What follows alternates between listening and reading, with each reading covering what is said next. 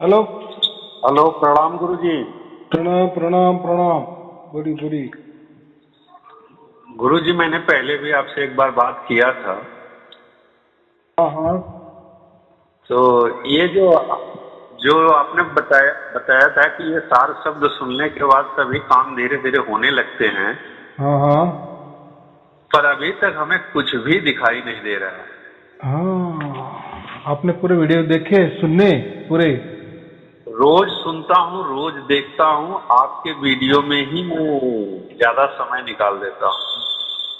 पूरे यानी मतलब जो अब सिर्फ ऑनलाइन वाले जिसमें इंग्लिश में ऑनलाइन लिखा है जी वही जी जी। वही देखने है, पूरे देखने हैं।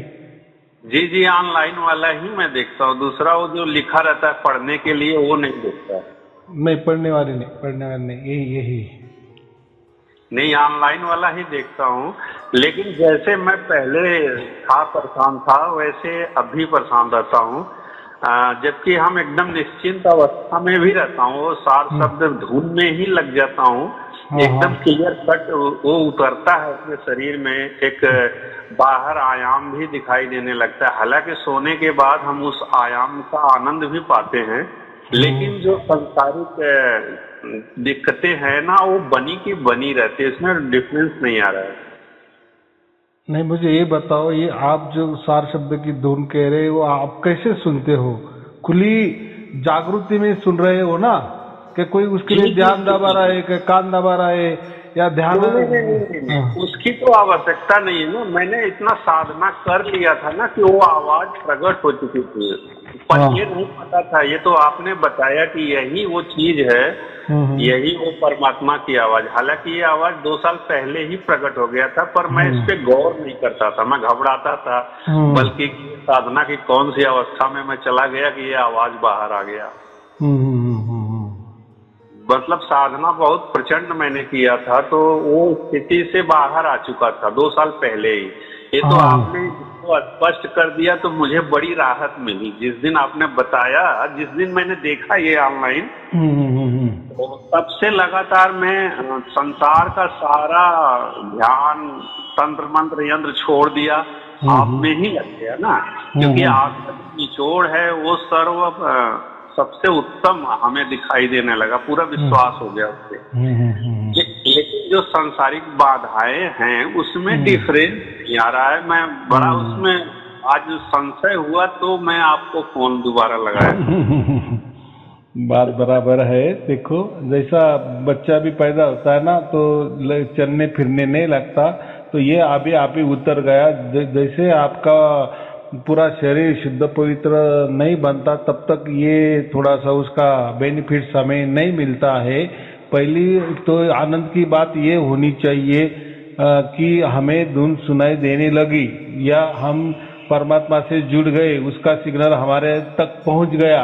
ये बहुत अलौकिक घटना है। यानी हमने जीते जी परमात्मा को प्राप्त की, कि जो मनुष्य जीवन का उद्दिष्ट है, उद्देश्य है, वो तो पहले ही। ये तो सांसारिक जो बातें होती है ना, वो तो हमारा प्रारब्ध के वजह से चलने वाली होती है। तो मैंने बहुत सारे वीडियो में बताया है। तो उससे इससे इतना ही फायदा हो जाता है कि जो जो भी दुख आते हैं तो वो हल्के में ट्रांसफर हो जाते हैं। दुख तो आने ही आने हैं, लेकिन ये सार शब्द होने के कारण वो दुखों में बहुत सारा कमीपना आ जाता है, या उसकी तीव्रता बहुत ही कम कम हो जाती है। ये मैंने कहा है। लेकिन ऐसा मैंने कहीं भी किसी भी वीडियो में नहीं कहा कि सार शब्द सुनने के बाद आप पूरी तरह संसार में आप सुखी और आनंदी में रहेंगे, ऐसा नहीं है। मूलतः आप ये समझो कि सार शब्द की प्राप्ति माने ही परमात्मा की प्राप्ति। बस संसार की प्राप्ति नहीं है, संसार की खुशियां के लिए नहीं होती है। क्योंकि ये जो आपका जो जीवन चल रहा है ना, ये प्रारब्ध की वजह से चल रहा है। प्रारब्ध ये तो आपको बहुत सारे वीडियो में मैंने बताया, ये पिछले जन्मों के जितने भी हमारा है उसका वो निचोड़ आता है प्रारब्ध। तो फिर प्रारब्ध में आगे क्या है वो तो नहीं मालूम। लेकिन इतना तो हमें तो मालूम थे कि उसकी आदत तो हमें गिर गई है। कभी हम सुखी रहते, कभी दुखी रहते, कभी ये कई दिन हमें सुख मिलता है या दूसरे दिन हमें दुख मिलता है। ये सब विकसित चलता है। तो सार शब्द प्राप्त होने के बाद हमें इतना ही उसका आनंद मिलता है कि जो भी दुख आते हैं प्रारब्ध की वजह से वो हल्के हो जाते हैं, ऐसा मैंने कहा है। बराबर। अच्छा अच्छा। हाँ। चलिए ये स्पष्ट हो गया, लेकिन सार शब्द मिलने के बाद थोड़ा सा ये राहत तो मिलनी चाहिए। जैसा आप बोलते हैं कि सार शब्द जो है मूल जब पकड़ में आ गया तो बाकी सामान्य हो जाना चाहिए ना, वो समझ में भी आना चाहिए कि नहीं सामान्य स्थितियां हो रही हैं। अभी देखो इसके लिए कबीर साहब ने बहुत स्पष्ट कहा है, विश्वास क्या कहा है, मैं हूँ विश्वास में। अगर आपको इतना विश्वास हो गया कि ये इतना परम शक्तिशाली परमात्मा ने मुझे प्राप्त किया या उसका सिग्नल ने मुझे मैं पकड़ लिए या मैंने वो सिग्नल को पकड़ लिए, बात एक ही। जैसे आपने मुझे फोन लगाया या मैंने आपको फोन लगाया, बात एक ही हो गई। इसका निचोड़ क्या है, बस हमारे दोनों में बातें हो रही। तो वैसा ही परमात्मा हम तक आता है या हमको पकड़ लेता है, यानी उसका मतलब ही क्या, उसकी रेंज हम तक पहुंच जाती है। बस इससे हमारा जुड़ा हो जाता है और परमात्मा को हम सत कहते हैं, सत से जुड़ा हमारा हो जाता है। और जब निरंतर होने लगता है तो जैसे हम कुछ काम करते हैं पेट के लिए या आप कहीं ऑफिस में जाते होंगे या कोई हाथ से कारागिरी करते होंगे, तो जब कारागिरी भी यहाँ चलती है और यहाँ धुन भी चलती है, दोनों पैरेलल चलती है।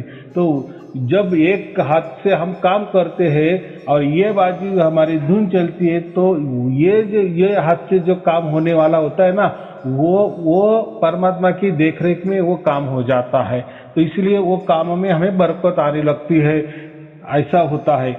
तो या ऐसा समझो कि वो काम को ये जो सत का टच होता है, तो यानी वो जो भी हमारे हाथ से फिर काम होते हैं 24 घंटे में, तो बहुत सारे काम हमारे होते हैं। फिर विचार भी एक काम है, कोई कल्पना करे वो भी काम है, हाथों से जो भी काम वो भी एक काम है, संसार का जो भी काम करे वो भी एक काम है।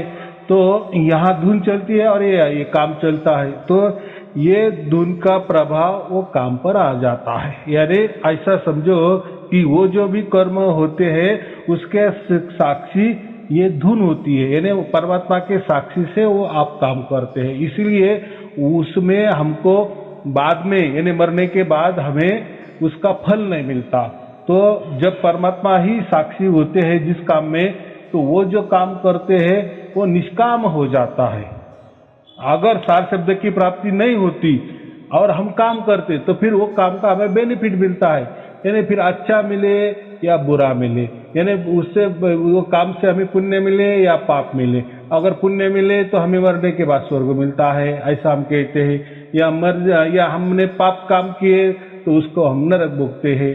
लेकिन अभी ये जो सार शब्द वाला का मामला थोड़ा अलग हो जाता है, क्योंकि 24 घंटे अगर ये धुन हमारी चलती है और 24 घंटे में जो भी हमारा कार्य होता है तो वो परमात्मा के सत्य के टच से वो काम होता है। फिर वो हर काम में परमात्मा का क्या बोलते हैं, उसका कृपा दृष्टि का वर्षाव होता है, या परमात्मा के सानिध्य से नजर निगरानी में वो काम होता है। इसलिए वो हर काम निष्काम होता है, अकर्म होता है, और उसका फिर कोई हमें बेनिफिट नहीं मिलता आगे वाले, क्योंकि हमारा जन्म ही नहीं रहता ना आगे, क्योंकि हम जीते जी ही मोक्ष को प्राप्त हो गए ना।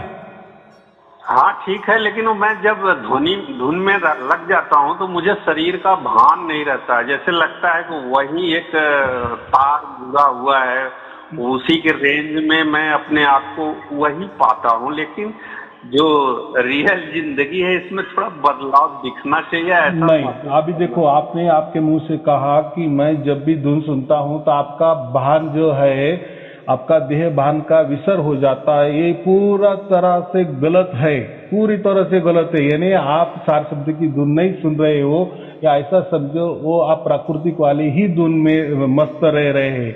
क्योंकि सार शब्द वाली धुन में मैं 1000 बार कहा कि सार शब्द वाली धुन ये जागृति में चाहिए। जागृति माने क्या, ये हम जो बोल रहे हैं ना, इसको जागृति कहते हैं। अगर वो धुन आप ध्यान से सुनने की कोशिश किए तो वो सार शब्द वाली धुन नहीं होती, वो प्रकृति वाली धुन होती है। और प्रकृति वाली जो भी धुन हम सुनते हैं उसका बेनिफिट हमें अच्छा नहीं होता, रिजल्ट उल्टा हमें खराब होता, क्योंकि वो दुनिया ही काल की होती है, प्रकृति वाली होती है, नश्वर वाली होती है, माया वाली होती है, असत्य वाली होती है, मोहमाई वाली होती है, ये मैं बोल रहा हूँ। माया वाली धुन तो रुक रुक के आती है ना, ये तो निरंतर 24 घंटे चलती नहीं, ही लेकिन रहती बराबर है, लेकिन आप उसके लिए प्रयास कर रहे हैं ना। ये तो धुन सहज में आनी चाहिए, परमात्मा सहज में है। सहज समाधि क्यों कहा है, सहज योग क्यों कहा है? अगर आप ध्यान पर बैठे, ठीक है, कान नहीं दबाए, ठीक है, आंख भी नहीं दबाए, लेकिन आप ध्यान सुन रहे, लेकिन आपने पोजीशन ली ना, यानी आप कोई स्पेशल कर रहे हैं धुन सुनने के लिए, जो भी स्पेशल कर रहे हैं, इसका मतलब आप प्रकृति में जा रहे हैं या प्रकृति वाली धुन सुन रहे। ये मैं यही कहता हूँ कि सार शब्द वाली जो धुन होती है, काम करते वक्त आना ही चाहिए। अगर उसके लिए आप ध्यान पर बैठे और फिर वो आने लगे तो वो सार शब्द वाली धुन नहीं होती। ये थोड़ा सूक्ष्म बदलाव है, इसलिए आपको शायद ऐसा लग रहा है कि रिजल्ट नहीं मिल रहा है। तो चलो अच्छा, ठीक है, अच्छी बात है कि आपने फोन किए। तो अभी एक ही बात करना कि कभी भी उसके लिए ध्यान करना नहीं या उसके लिए कोई प्रयास करना नहीं या धुन सुनाई देने लगनी चाहिए, ये विचार भी आपके मन में आना नहीं चाहिए, क्योंकि ये जो सार शब्द वाली धुन ये स्वयं में हमारे पास आती है, उसके लिए हमें कोई कष्ट ही करना नहीं पड़ता। आए समझ में? जी जी जी। तो वो सार शब्द वाली धुन होती है, उसमें वो परमात्मा वाली ध्वनि होती है। लेकिन जहां भी हम कोई कष्ट करते हैं ना, प्रयास करते हैं, प्रयत्न करते हैं, जैसे कोई मंत्र ले लिए, मंत्र किस लिए हम करते हैं? तो उससे कोई तो भी हमें प्राप्त होना चाहिए। ध्यान भी किस लिए करते हैं? या ध्यान यहाँ टिकाना वहाँ टिकाना, वो काम कौन करता है? मन करता है। अगर फिर ध्यान में कोई धुन सुनाई देने लगे और वो कौन सुन रहा है? फिर वो आपका मन सुन रहा है। लेकिन सार शब्द वाला जो धुन होती है उसके लिए मन की बिल्कुल आवश्यकता नहीं होती, वो 36 का आंकड़ा ऐसा समझो। नहीं नहीं, तो ये जो धुन सुनाई पड़ती है ये तो शरीर के किसी भी स्थिति से नहीं सुनाई पड़ती, ये तो अलग ही है ना बाबा जी। ये बात बराबर है, उसके लिए कान की बिल्कुल जरूरत नहीं होती। बराबर, कोई नहीं, कान बंद करने के बाद भी वो सुनाई पड़ती हाँ है। बराबर ना, खुले काम में भी वो। लेकिन अभी यहाँ आपका इतना ही प्रॉब्लम है कि आप उसके लिए प्रयास कर रहे हो, ये बात नहीं। क्योंकि देखो, हम वो धुन, वो परमात्मा है, उसके लिए हम कोई भी जोर जबरदस्ती नहीं कर सकते, वो तो हमारा बाप है। बराबर, और परमात्मा यानी क्या? वो महान, वो महा चैतन्यता है। उसके लिए आपने थोड़ा गलती की, थोड़ा भी प्रयास करने की कोशिश की, तो आप यानी आप उसको, परमात्मा को आपके कब्जे में लेने की कोशिश कर रहे हैं। उसको बोलते हैं हम अहंकार, कि मैं प्राप्त कर सकता हूँ परमात्मा को। ये जब अहंकार आ जाता है, फिर उसमें ही हम कहते हैं कि इंडिया मार खा जाती है, फिर हमें दुख भोगने लगते हैं। तो ऐसा नहीं होता। हाँ, आप तो चाहे तो प्रकृति वाली धुन प्राप्त कर सकते हैं आपके प्रयास से, आपके प्रयत्न से, लेकिन ये नहीं प्राप्त कर। प्रयत्न तो करने की जरूरत ही नहीं है, वो तो स्वयं सुनाई दे ही रहा है ना। वो स्वयं में आती है, स्वयं में आती है। हाँ, वो स्वयं में आती है, वो तो प्रयत्न का कोई स्थिति नहीं बनती कि यानी उसके लिए ध्यान नहीं लगाना, ये मैं कह रहा हूँ। वो ध्यान ही नहीं देना कि आ रही है क्या नहीं आ रही है, फिर वो स्वयं में का मतलब नहीं होता। हाँ बोलो। ध्यान तो मैं देता ही नहीं हूँ, पर वो सुनाई पड़ता ही पड़ता है। ये ध्यान दूं ना दूं कोई फर्क नहीं पड़ता उससे। हाँ, वो फिर इसलिए तो उसको सहज का है ना, सहज में आ रही है। सहज है, हाँ, तो सहज हो चुका है, उसमें तो कोई संशय नहीं है। बहुत अच्छे, फिर बहुत अच्छे, वही सार शब्द वाली धुन है। तो चलो, अभी आपका इतना ही प्रॉब्लम है कि थोड़ा सा संसार में दिक्कतें कम नहीं हो रही, तो ये ऐसा समझो कि ये वो आपका एक प्रारब्ध का भाग है। लेकिन इतना भी पक्का विश्वास रखो कि कोई ऐसा आपके ऊपर इतना संकट में आ जाएगा कि आप परमात्मा के ऊपर विश्वास ना रखे, या भगवान के ऊपर विश्वास ना रखे, या किसी गुरु के ऊपर विश्वास ना रखे। इतना बड़ा संकट नहीं आने वाला, ऐसा मैं कह रहा। विश्वास ना रखने का भी तो सवाल नहीं, क्योंकि वो संपूर्ण है, उसको तो पाने के बाद फिर अविश्वास पैदा नहीं होता है। लेकिन ये मन है कि संसार के संशय में लाके खड़ा कर देता है।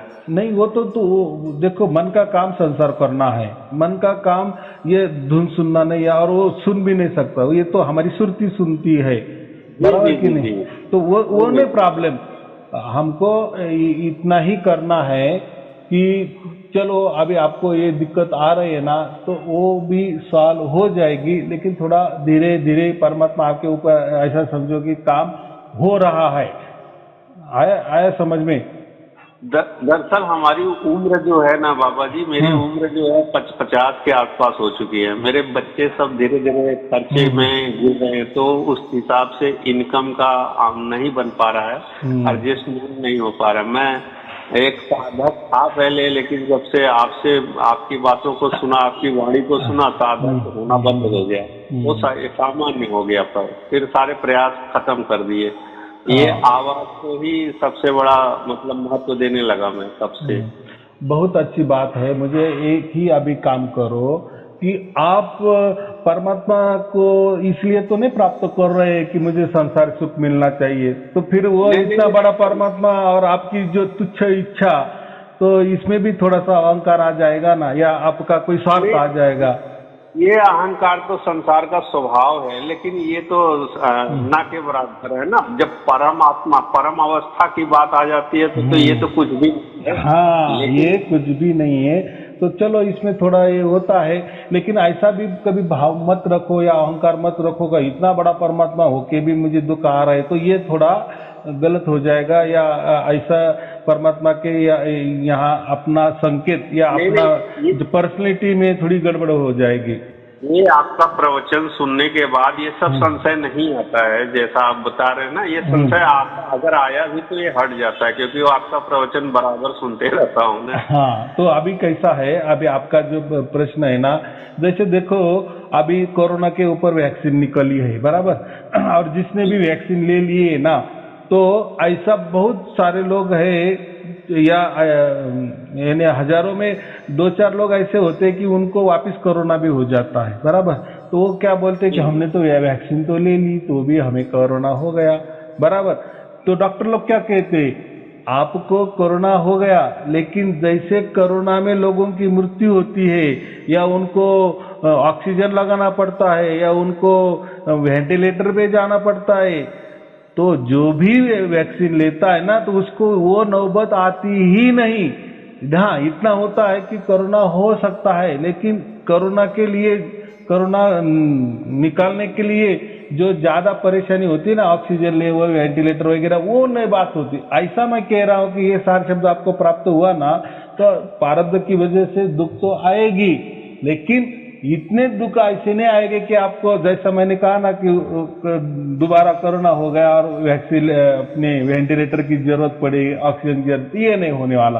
तो वैसा ही ये परमात्मा का आप कर रहे हो, सार शब्द सुन रहे हो, तो ऐसा कभी आपको इतना बड़ा दुख नहीं आने वाला है। वो आपे आप ही आएगा, लेकिन वो एकदम नॉर्मल हो जाएगा। उसका इतना तकलीफ आपको होने वाली नहीं कि उसे आपको ऐसा लगे कि क्या है परमात्मा, ये तूने क्या कर दिया, इतनी नौबत नहीं आएगी, ये मैं कह रहा हूँ। तो थोड़ा सा ये तो विश्वास, ये तो विश्वास हमारे अंदर बैठ गया है जब से आपकी वाणी सुना हूँ कि हमारे साथ अनहोनी नहीं होगी, और ना ही मुझे टीका और ना ही वैक्सीन लेने की जरूरत पड़ेगी। ये आत्मविश्वास भी इतना प्रबल है। लेकिन जो पहले समस्याएं रहती थी, उसका सुझाव निकलना चाहिए ऐसा, क्योंकि संसार अब धीरे धीरे छोड़ने की स्थिति आ रही है ना। तो थोड़ा सा जो जिम्मेदारियां, जैसे लड़के तैयार हो गई, लड़के तैयार हो गए, ये सब कार्य किस प्रकार से होगा, धन के अभाव में ही रह जाऊंगा, ऐसा एक पश्चाताप है मन के अंदर। मैं चाहूंगा कि थोड़ा आप अपनी दृष्टि से हमारे ऊपर भी कृपा करें। एकदम बात बराबर है। उसके लिए मैं क्या कहता हूँ, हर वीडियो में मैं ये कहता, पूरी तरह से समर्पण। जब तक आप पूरा तरह से समर्पित नहीं होते परमात्मा को, कोई भी स्वार्थ नहीं रखना। अभी परमात्मा तुझे जैसा लगे, समर्पण का मतलब क्या होता है, हम नहीं है, बस हम जीरो, अभी तू ही तू है।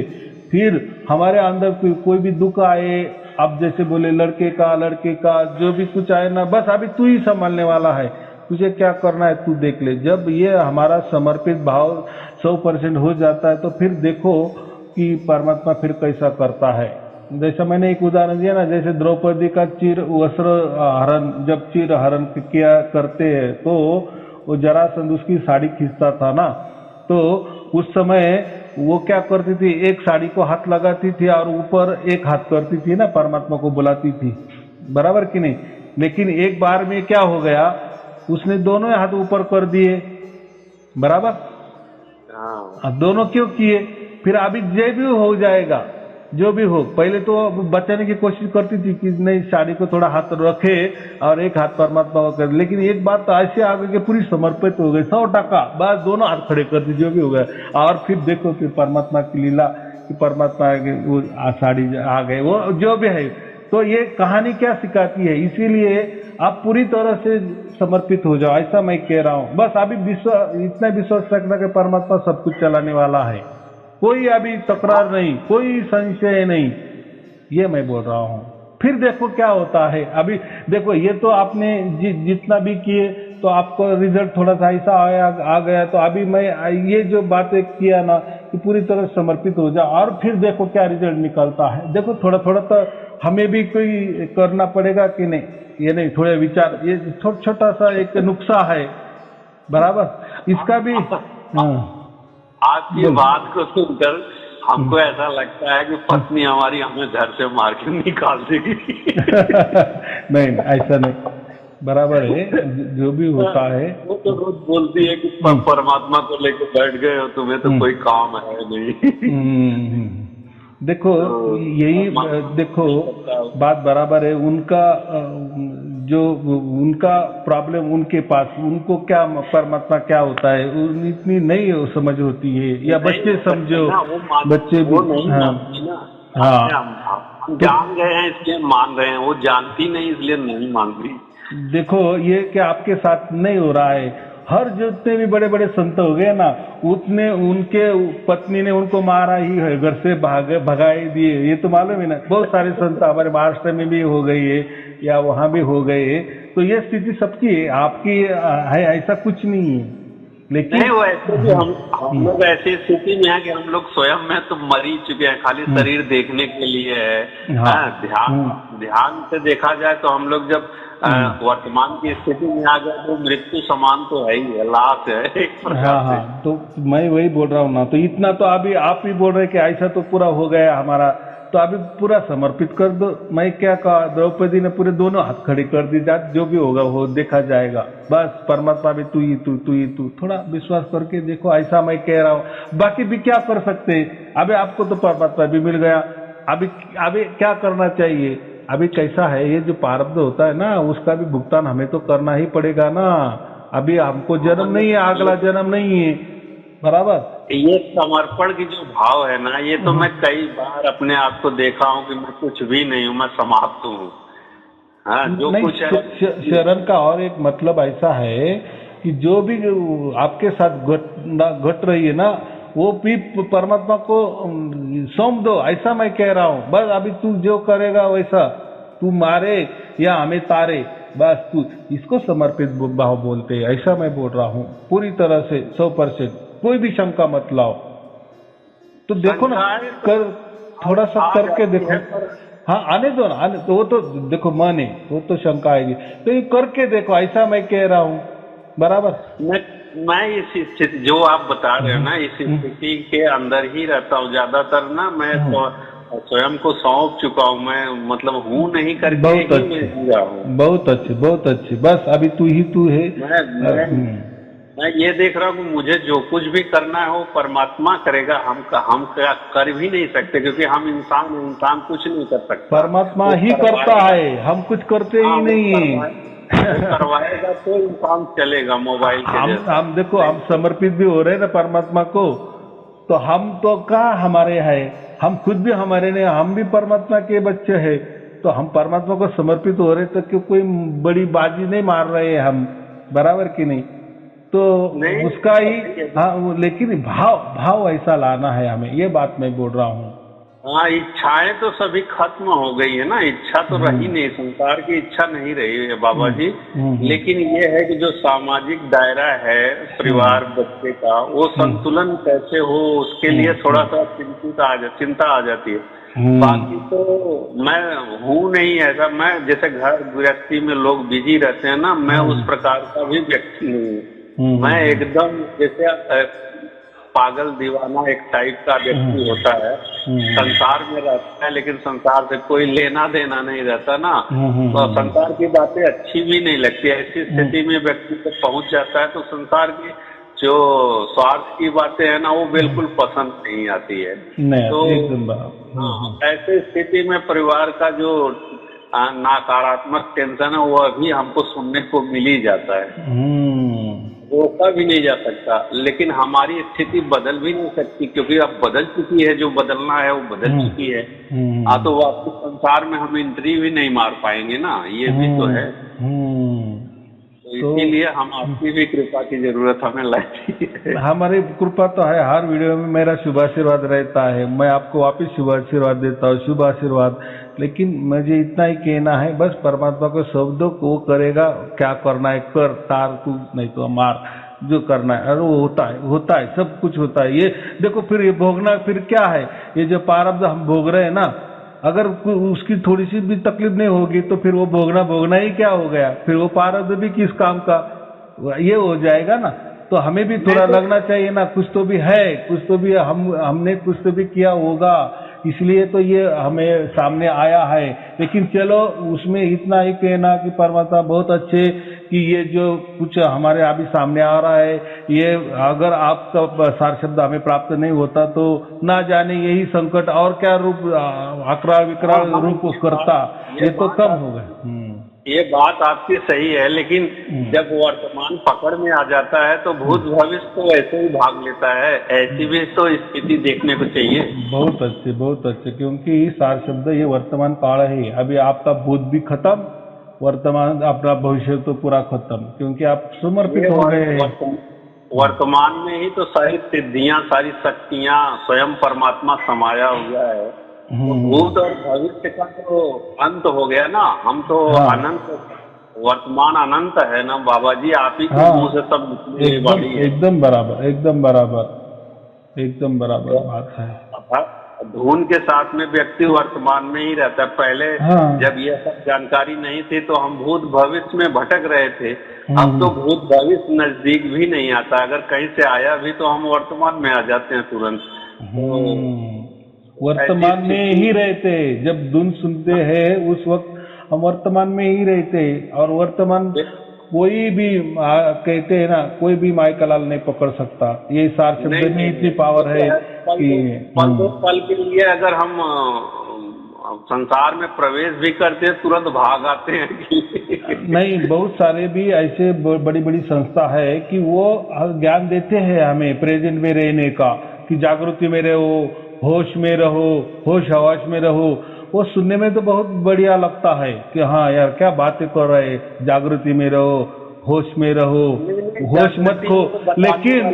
लेकिन प्रैक्टिकली में कैसे होश में रहेंगे, कैसे जागृति में रहेंगे? बगैर सार शब्द के जागृति नहीं हो सकती, होश में नहीं रह सकते।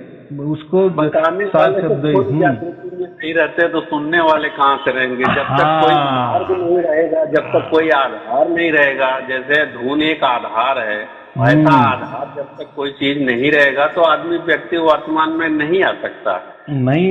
एकदम लाख टक्के की बात की, कभी नहीं आ सकता। लेकिन क्या है, वर्तमान में आ गया वो भूत भविष्य में जा भी नहीं सकता। प्रवचन करने वाले तो कर देते, होश में रहो, होश रहो, जागृति में रहो, लेकिन कैसे रहे वो नहीं बताते, बस रहो। अरे क्या रहो, जब उनको पता ही नहीं है तो बताएंगे कहाँ से, वो खुद भटक रहे हैं। तो ये जागृति माने स्व का जो धर्म, स्वधर्म में रहो, इसको ही स्वधर्म भी कहा गया है जागृति में। हमारा स्वधर्म क्या है? हमारा परमात्मा ही स्व बाप, हमारा तो वो ही है, हमारा डीएनए हमारा और उसका एक ही है। बस हम जब हमको ही ये करते, देखो हम क्या है, खुद एक तत्व है बराबर, और परमात्मा क्या है, सत है। देखो सत में भी एक स आया है और एक त लगा है बराबर। तो स तो हम समझते हैं, और ये जो त है ना, ये स जो है वही परमात्मा है, और ये जो त है ना वो हमारा आत्मा है। इसलिए हम क्या कहते हैं, यह गीता में भी बहुत बार कहा है ना, तत्व से जानो। तत्व से माने इस तत्व से ही, यानी हमारे आत्मा से ही हम परमात्मा को जान सकते हैं या उस सत्य को जान सकते हैं, ये उसका मतलब है। तो लोग तो गीता पढ़ते हैं या पढ़ाने वाले या बताने वाले प्रवचन भी बहुत करते हैं, तत्व में रहो, तत्व से परमात्मा को जानो, तत्व से परमात्मा को जानो। अरे क्या तत्व माने क्या? तत्व का एक अर्थ क्या होता है? त्वम त्वम त्वम। तो त्वम माने कौन? तू माने कौन? परमात्मा। लेकिन वो तू जानने के लिए हमारे से ही जाना पड़ता है ना, इस तत्व से ही जाना पड़ता है ना। ये जो तत्व है ना, तत्वम, इससे ही वो स को जाना पड़ता है। फिर वो जो दोनों का मिलाप हो जाता है, मतलब उससे सत बनता है, उसको शाश्वत कहते हैं। वही हमारा स्वधर्म है, ऐसा भी कहते हैं ना। कोई उसको निज स्वरूप कहते हैं, वो एक्चुअली निज स्वरूप नहीं कहना चाहिए। निज स्वरूप का मतलब बस हम ही हम, यानी परमात्मा भी मैं, आत्मा भी मैं, और मेरे सिवा कोई नहीं है। वो इतना ये बोलने वाले कुछ भी बक देते हैं, ऐसा नहीं होता है कभी। वो परमात्मा का और हमारा निज स्वरूप एक नहीं है। हम परमात्मा के हो जाते हैं, परमात्मा का मिलन हमारा हो जाता है, उसका मतलब परमात्मा के गोद में हम बैठते हैं, हम सिकुड़ में जाते हैं। जैसा कोई बड़ा वृक्ष बन जाता है और ढह जाता है, लेकिन जब वो बड़ा होता है ना, तो उसके जो फल आते हैं ना, तो उसके फल नीचे बराबर गिरते हैं और मिट्टी में दबे की दबे रहते हैं बराबर। ये जैसा वृक्ष चला जाता है, फिर वही जो बीज है ना, वही अंकुरित होने लगता है, वापिस वो वृक्ष बन जाता है। वैसा ही हम परमात्मा की गोद में गए माने क्या? हम हमारा बीज स्वरूप, हमारा स्व स्वरूप जो है, या जो हमारा स्वधर्म है, वो हम उसी में जाके चिपक जाते हैं, बस सिकुड़ जाते हैं। इसको हम कहते हैं कि परमात्मा आत्मा परमात्मा का मिलन हो गया या बूंद सागर में मिल गई। ये कहने वाली बात है, लेकिन प्रैक्टिकल में हम और वो कभी समाते नहीं है। उसकी इसलिए मैं हमेशा क्या कहता हूँ, परमात्मा की गोद में हम बैठे, ये शब्द है उसके लिए। देखो प्रकृति भी परमात्मा की गोद में सिकुड़ जाती है, वापिस वो प्रकट हो जाती है, वो वापिस धमाका हो जाता है, वापिस प्रकट हो जाती है बराबर, वापिस सिकुड़ जाती है परमात्मा की गोद में। जैसा माँ के पेट में बच्चा रहता है ना, वो कैसा सिकुड़ के बैठता है ना, बराबर कि नहीं? लेकिन माँ और बच्चा दोनों का मिलन है क्या? बच्चा अलग है और माँ अलग है बराबर, लेकिन देखने में क्या दिखाई देता है कि माँ के पेट में वो सिकुड़ के वहां बैठा है, यानी बच्चा कोई माँ में उसका मिलन नहीं हो गया है, या माँ और बच्चा एक नहीं हुई है, या उसका मिलन नहीं हुआ है। तो उसके पेट में है, उसका मतलब वो सिकुड़ के बैठ गया है। जब वो बाहर आ जाता है, बस उसका रूप प्रकट हो जाता है बराबर। माँ होती है, बच्चा हो जाता है। हाँ नहीं, लेकिन वो स्थिति तो ऊर्जा की स्थिति है, वहाँ तो शरीर है नहीं। ये मैं उदाहरण दिए, माँ के पेट से माँ जो रहती है ना, पेट से माँ, बच्चे बाहर निकलने के पहले तो उसके गोद में रहता है ना बच्चा। हाँ, तो माँ और बच्चा अलग रहता है कि नहीं? ऐसे ही हम बाद में जब ये हो जाता है, तो हम परमात्मा के गोद में रहते, उसका मतलब ये होता है, माँ के पेट में जैसा बच्चा रहता है ना, वैसे हम वहाँ सिकुड़ के आराम से आनंद में बैठे रहते हैं, ऐसा मैं बोल रहा हूँ। अच्छा, उसको बाकी लोग क्या कहते हैं, मिलान हो गया, बूंद समुद्र में मिल गई, तो ऐसा मिलान नहीं होता, ये बात है। ये जो उदाहरण है, बूंद समुद्र में मिल गई, तो क्या बूंद भी उसी तरह से समुद्र में जाकर के बैठती है? नहीं, ये तो उदाहरण दिए, ये तो बूंद तो पानी है, समुद्र भी पानी है, लेकिन बूंद उस सागर में जाने के बाद वो तो उसमें निगल जाती है। ये तो लोग ये उदाहरण देते हैं, जैसे हम परमात्मा को प्राप्त करते हैं ना, तो आत्मा और परमात्मा एक हो जाते हैं, ऐसे लोग कहते हैं। वो उसका उदाहरण देते हैं कि जैसे बूंद पानी में सागर में मिल जाती है, घुल जाती है, तो ऐसा नहीं होता हमारा। परमात्मा रही पर रहता है, हम बीज स्वरूप में सिकुड़ के परमात्मा के गोद में चले जाते हैं, वापिस प्रकट हो जाते हैं। जितना अनंत काल तक तो हमें जैसे जो भी सार शब्द हम सुनते हैं ना, जो सार शब्द की प्राप्ति हो जाती है, तो हमें तो बाद में कभी भी जन्म नहीं होने वाला है, हमारा अनंत काल के लिए मोक्ष है ना। बाकी तो इसमें मोक्ष अनंत काल के लिए नहीं, कुछ दिन के लिए, कुछ बरस के लिए है, या चाहे फिर आप जो बरस जो भी होगा वो कैलकुलेशन, लेकिन यहाँ अनंत काल के लिए। लेकिन हम कभी भी परमात्मा नहीं बनते, ऐसा मैं बोल रहा हूँ। अच्छा। कभी चाहे परमात्मा को कि चलो अभी ये बच्चे को हम वापस थोड़ा सा प्रकृति में भेज देवे, थोड़ा कार्य करे, ये जाके लोगों को समझाए कि परमात्मा क्या होता है, फिर क्यों, फिर हम परमात्मा के हो चुके हैं ना, तो फिर परमात्मा की सत्ता से हम प्रकृति में आते हैं और वापस चले जाते हैं, ऐसा मैं बोल रहा हूँ।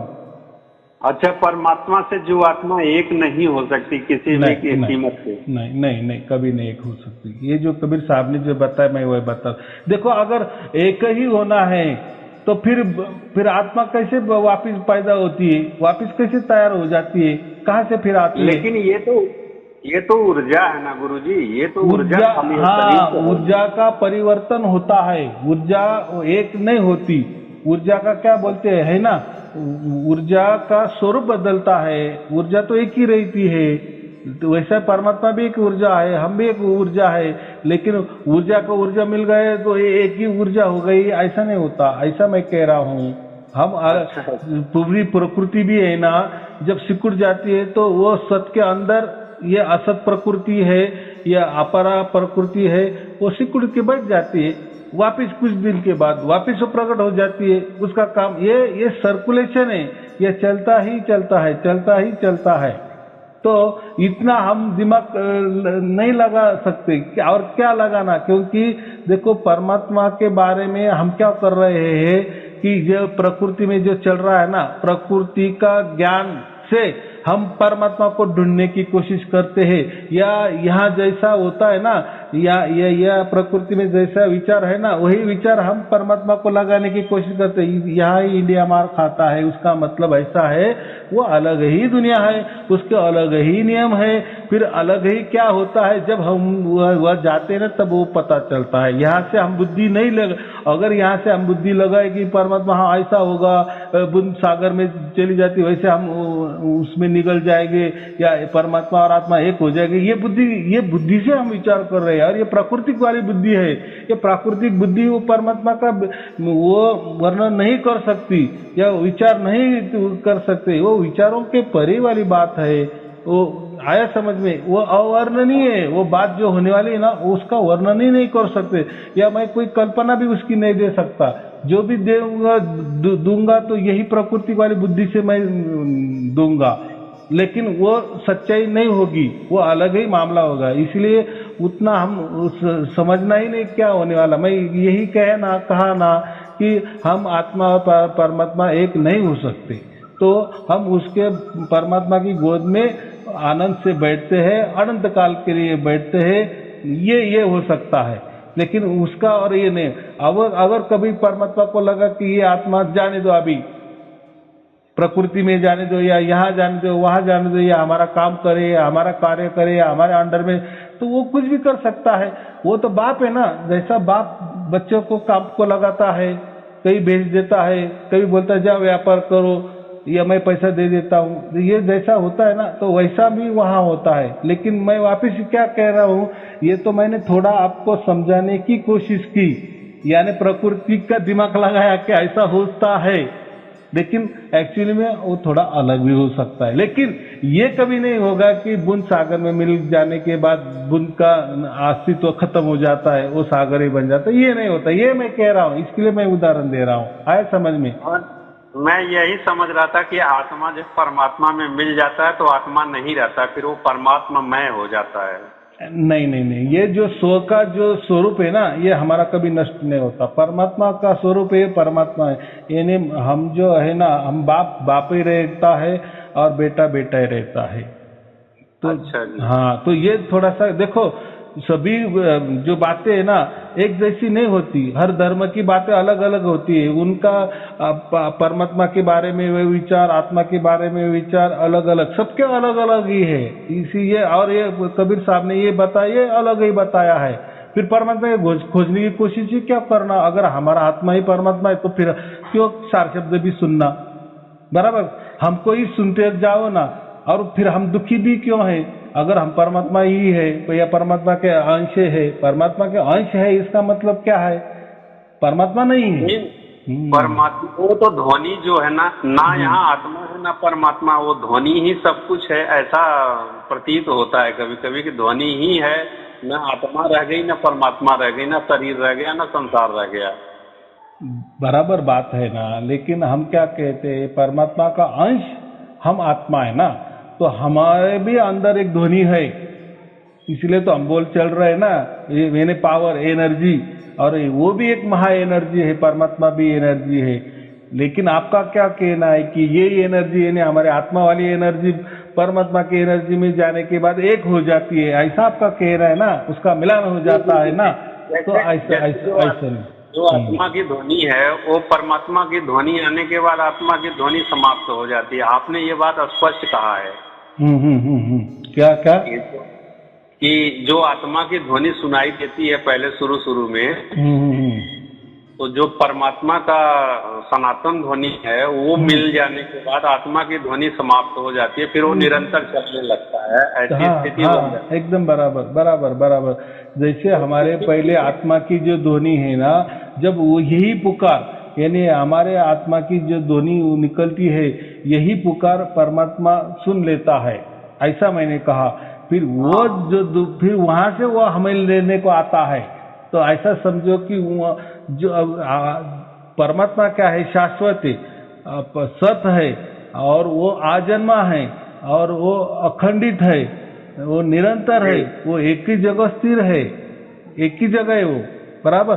उसका प्रक्षेपण हमारे तक है, तो उसको क्या कहते हैं हम, वो कण कण में है, लेकिन कण कण में नहीं, वो प्रक्षेपण हमारे यहाँ है। जैसे आपका मोबाइल से आपने मुझे फोन लगा लिए, या आपके मोबाइल से आप पृथ्वी पर किसी को भी फोन लगा सकते हैं, तो उसका मतलब वो रेंज वहां तक गई है ना, या सभी पृथ्वी की रेंज आपके मोबाइल की यहाँ तक जुड़ी हुई है, बराबर जी। हाँ, तो वैसा ही परमात्मा की रेंज हमारे तक पहुंचती है, और उसको समझता है कि मेरा बच्चा मुझसे पुकार रहा है, बस वो खींच लेता है, फिर उसका और सिग्नल हमारा एक हो जाता है। जैसे अभी आपने मुझे मोबाइल लगाए, बराबर, मैंने उठाए, तो मैं आपके पास आया हूँ ऐसा समझे तो भी चलेगा, या आप ही मेरे घर आए हैं और बातचीत कर रहे, ऐसी भी बात दोनों भी एक है। हाँ, लेकिन आपने कहा कि जब उसके संपर्क में आ जाते हैं तो सारी कहानी खत्म हो जाती है। देखो ना, अभी जैसी धुन चल रही है, तो उसका मतलब क्या हुआ, उसका पूरा नजर निगरानी में हमारे साथ है, और वो धुन कहाँ चल रही है, वो सतलोक में चल रही है, और यहाँ बैठ के हम सुन रहे हैं। जैसे मैं नासिक में बोल रहा हूँ, लेकिन आप सुन रहे, आपके घर में सुन रहे हैं, तो मैं आपके घर में नहीं आया हूँ, बराबर। जी जी। तो ऐसा ही ये जो सतलोक में वो धुन चल रही है, हम यहाँ बैठ के सुन रहे हैं, और हम ही सुन सकते हैं, क्यों, तो हम आत्मा है इसलिए।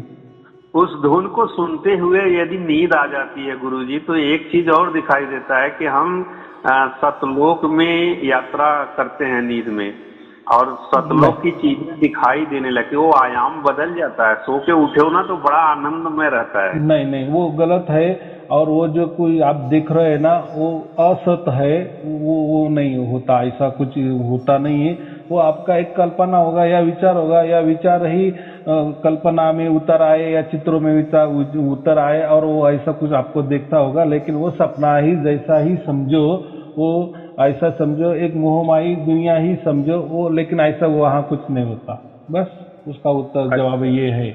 आपको लगता है वैसा, चलो ठीक है, लग रहा है थोड़ा आनंद मिल रहा है, लेकिन वो सब बात नहीं, ऐसा मैं बोल रहा हूँ। जी जी, होगा, धीरे धीरे होगा, धीरे धीरे। कि जब ध्वनि में सो जाता हूँ तो एक अलग आयाम का आनंद मिलता है। देखो ऐसा है कि हम जो भी सुनकर जो सोते हैं, ऐसा हम जो कह रहे हैं ना, तो उसका मतलब ऐसा नहीं होता। देखो, अगर धुन में ही सोने जाएंगे ना, तो हमें सोना ही नहीं होगा, हमारा ऐसे कभी भी नहीं हो सकता, क्योंकि ध्वनि ये जागृति वाली है ना, तो हम सोए कैसे। लेकिन जब भी हम आग बंद करते हैं ना, तो उसका मतलब क्या होता है, वो जो सार शब्द वाली वो टाइम ध्वनि नहीं होती, वो ऐसा समझो प्रकृति वाली ध्वनि होती है, या ऐसा समझो कि एक हमें आभास निर्माण हो जाता है, बराबर। अगर सचमुच में वो सार शब्द वाली ध्वनि होती, तो आप सो कैसे सकते हैं, आप सो ही नहीं सकते, लेकिन वो जो ध्वनि होता है वो प्राकृतिक वाली होती है, वो ऐसा को काल वाली होती है समझो, या उसको मोहमाई वाली समझो, और फिर वो सोते, वो धुन सुनते हैं, आप आँख बंद करते हैं और सो जाते हैं, उसका मतलब वो जो ध्वनि वो सार शब्द वाली नहीं थी, ऐसा उसका मतलब है ना।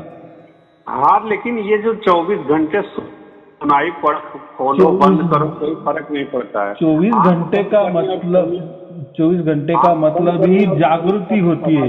24 घंटे का मतलब जागृति। देखो आप सोते हैं तो आप जिंदा रहते इसलिए सोते हैं ना। जी जी जी। हाँ, तो वो जो परमात्मा की ध्वनि तो बंद नहीं होती वो टाइम, लेकिन मैं आपके सोने की बात कर रहा हूँ। जब भी आप आँख बंद करते हैं ना, तो ये तो वो तो ध्वनि चालू ही रहती है, लेकिन उस वक्त जो आप आँख बंद करते हो और वो जो सुनते हैं ना, तो वो ये सार शब्द वाली नहीं रहती, ऐसा मैं कह रहा हूँ। क्योंकि सार शब्द वाली अगर आपके अंदर आ गई तो आप सो ही नहीं सकेंगे। ये तो जागृति वाली है ना, वो तो जागृत है, वो तो होश वाली है, वो तो प्रेजेंट है, वो तो प्रेजेंट है ना। करना ही पड़ता हाँ, तो ठीक है ना, फिर बराबर है, सोना तो पड़ेगा। तो फिर आपका आप प्रकृति की गोद में चले जाते हो ना, बराबर कि नहीं। शरीर को एनर्जी के लिए तो वो प्राकृतिक सुविधा है। बिल्कुल बिल्कुल। हाँ, लेकिन ऐसा कभी नहीं होता आप दूसरे दिन जाग गए तो आपका सार शब्द वाली ध्वनि आपको सुनाई नहीं देगी, कल आई थी आज नहीं आएगी, ऐसा नहीं होता। वो तो चालू ही रहती। जैसे हम सोते हैं ना, तो हम अलार्म लगाते हैं, तो अलार्म तो चालू ही रहता है ना। हम सो जाते हैं और फिर जो टाइम में हम अलार्म लगाए 5 बजे का, 5 जैसे बजता है अलार्म बजता है, हम जग जाते हैं। तो अलार्म तो नहीं सोता, ऐसा मैं कह, वैसा वो धुन नहीं सोती। लेकिन आप जो बोल रहे हैं ना कि मैं आंख बंद करता हूं तो भी वो धुन सुनाई देती है, वो तब आप तो नींद लेने के लिए जाते हैं ना उस वक्त। तो वो जो ध्वनि होती है ना, वो ऐसा लगता है आपको सार शब्द वाली, वो सार शब्द वाली नहीं होती। लेकिन ये तो सनातन है ना बाबा जी, तो सनातन में फिर आंख बंद करो मुंह दो खोलो क्या फर्क पड़ता है? नहीं, वो तो जागृति वाली बात हो गई। मैं क्या बोल रहा हूँ, ये जो धुन है ना वो जागृति में आती है, उसको सार शब्द वाली ध्वनि कहते हैं। आंख बंद करने पर, कान बंद करने पर जो भी ध्वनि सुनाई देती है वो प्राकृतिक ध्वनि होती है। आप जब सोने जाते हैं, आप आंख बंद करते हैं, उस वक्त जो ध्वनि आपको सुनाई देती है ना, तो वो सार शब्द वाली नहीं होती, ऐसा मैं कह रहा हूँ। वो प्राकृतिक आती है, इसलिए नींद आ जाती है आपको, ऐसा मैं बोल रहा हूँ। हाँ, खुली आंख में जो सुनाई ध्वनि पड़ती है, खुली आंख में खुले कान से, वही आंख बंद करने के बाद वो धुन तो चलता ही रहता है, उसमें तो परिवर्तन होते दिखता नहीं है बाबा। मैं नींद की बात कर रहा हूँ, मैं नींद की बात कर रहा हूँ, सोने वाली ही बात नहीं कर रहा हूँ मैं। सोने की जो प्रक्रिया है वो क्या बोलते प्राकृतिक प्रक्रिया है। हमारी बात क्या चल रही है कि अगर मैंने आंख बंद कर ली और वो जो ध्वनि चल रही है वो सार शब्द वाली है, अगर वो सार शब्द वाली है तो आप सो कैसे सकते हैं? आप कभी भी नहीं सो सकते, ऐसा मैं बोल रहा हूँ। तो वो जो फिर वो कौन सी ध्वनि होती है, तो वो क्या बोलते हैं, वो सिग्नल होता है, वो ट्रांसफर हो जाता है, ऐसा समझो। वो उस टाइम वो बंद हो जाती है। वो अब वो एक्शन होती है ना। देखो प्रकृति भी है कि नहीं कुछ? नहीं, पूरी ताकत है प्रकृति में। मन को इतने तेजी से बहका के देखो, जैसा छोटा बछड़ा होता है ना, उसका जन्म होता है 1 मिनट में, गाय का बछड़ा, बराबर, तो वो बराबर खुद उठता भी है, बराबर थोड़ा चलता है, और बराबर वो उसके जो गाय के स्तन को अपना मुंह लगाता है और वो चूसने लगता है। तो उसको किसने वो ट्रेनिंग दी उस टाइम 2 मिनट में? नहीं दी ना। तो ये कैसा है? वैसा ही आप जब आंख बंद करते हैं सोने के लिए, तो प्रकृति समझती है कि इसको सोना है, तो अभी ये सार शब्द वाला थोड़ा सा हटा दो, वो हो जाती है, वो सिकुड़ जाती है, ऐसा मैं कह रहा हूँ। बिल्कुल ऐसा ही होता है। हाँ, ऐसा नहीं होता है। हाँ, ठीक, कोई बात नहीं, क्षमा करना। चलो ठीक है, हो शुभ आशीर्वाद। सत साहेब जी, सत साहेब जी, सत। हाँ, ठीक है, सत साहेब जी, सत साहेब।